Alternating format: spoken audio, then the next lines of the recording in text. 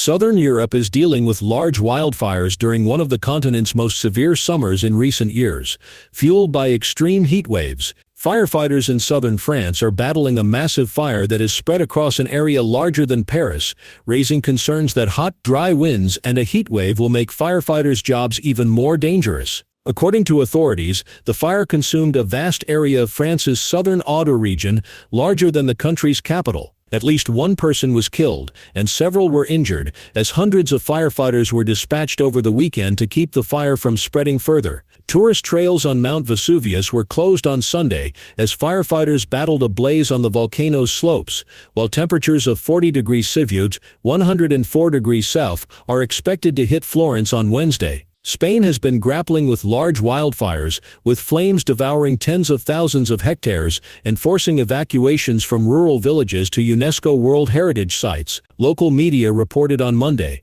Spanish broadcaster La Sexta reported that 155 hectares were burned nationwide between Jan. 1 and Aug.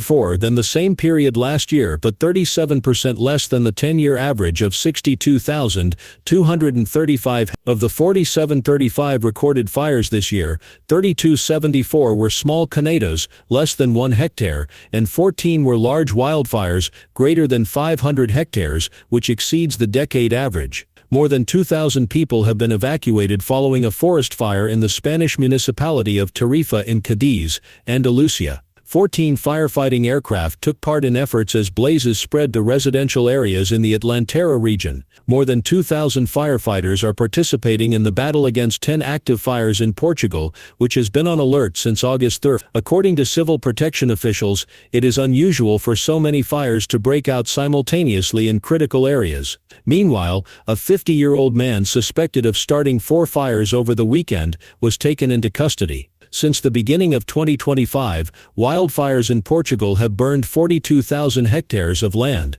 an area roughly 5 times the size of the capital, Lisbon.